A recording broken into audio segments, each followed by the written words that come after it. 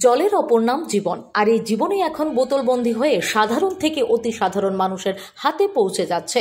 বাড়ি থেকে জল নিয়ে বেরোনোর সময় নেই, কিংবা জল নিতে ভুলে গেলে হামেশাই আমরা 10 টাকার কিংবা 20 টাকার বিনিময়ে বাজার থেকে সিল করা পানীয় জলের বোতল কিনে থাকি।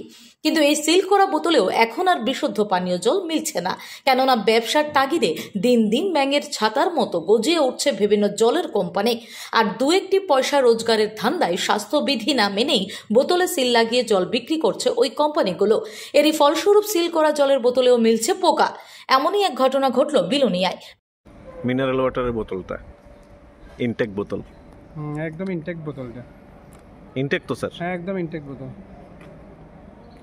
কিছু পেলেন স্যার ভেতরে? একটা পোকা দেখা যাচ্ছে, জ্যান্ত পোকা, মানে জ্যান্ত পোকা। এই পোকা, এই জল যদি খায় মানুষ তো ভীষণ ক্ষতি হতে পারে। বিলোনিয়া শহরের প্রতিটি দোকানে বিক্রি হচ্ছে বোতলজাত জল, আর সেই জলে মিলছে পোকা। তা নিয়ে জোর গুঞ্জন চলছে।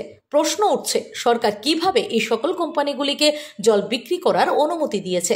জলের বোতলের গায়ে লেখা নাম ফ্রেশ, যার বাংলা অর্থ পরিষ্কার, কিন্তু আসলে তা কতটুকু পরিষ্কার তা স্বচক্ষে না দেখলে বিশ্বাস করা সম্ভব নয়।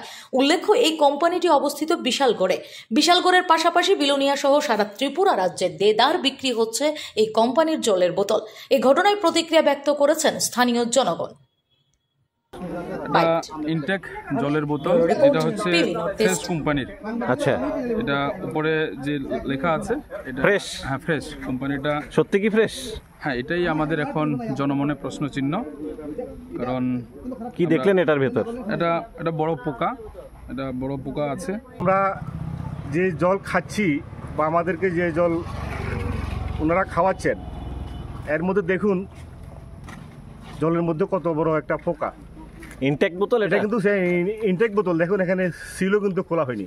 আচ্ছা, দেখুন এই জলের মধ্যে যে একটা পোকা, এই ধরনের জলগুলি আমাদেরকে খাওয়াচ্ছে এই যে কোম্পানি।